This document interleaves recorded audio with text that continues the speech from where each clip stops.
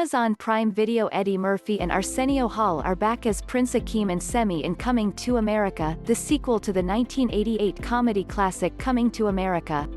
It's been 33 years since we caught up with our favorite Zamundans, and in some ways a lot has changed. In other ways, so much remains the same. The setup for the sequel is pretty straightforward. Akeem discovers he has an illegitimate son in the U.S. He and Semmi return to New York City to find his child and prepare him to become heir to the Zamunda throne. To complicate matters, Akeem has 3 daughters with his wife, Lisa Sherry Headley, any of whom would make an excellent ruler of Zamunda were it not for a law preventing women from taking the throne.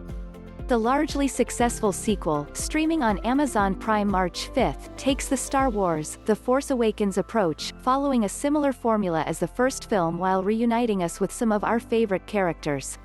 But instead of the fish out of water story being about a 21-year-old Prince Akeem searching for love in Queens, it's about Akeem's illegitimate son, Lavelle Johnson, played charmingly by Jermaine Fowler, and his mom, Leslie Jones, in an absolute tour de force comic performance, in Zamunda. The first movie was far from perfect, but it worked extremely well as a comedy, and still does to this day. I miss seeing Murphy's wide-eyed and naive Akeem navigating the streets of Queens. He was the heart of the first film and kept it all grounded. But some of that heart is missing from the sequel. Scenes feel more like elaborate sketch comedy pieces and don't organically help the story or raise the stakes.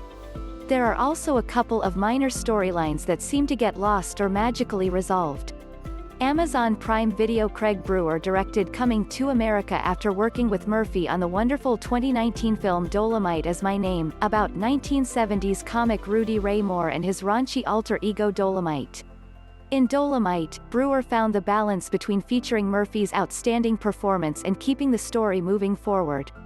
In Coming to America you can see that Brewer takes care to feature the actors' performances, but sometimes it's at the expense of the story.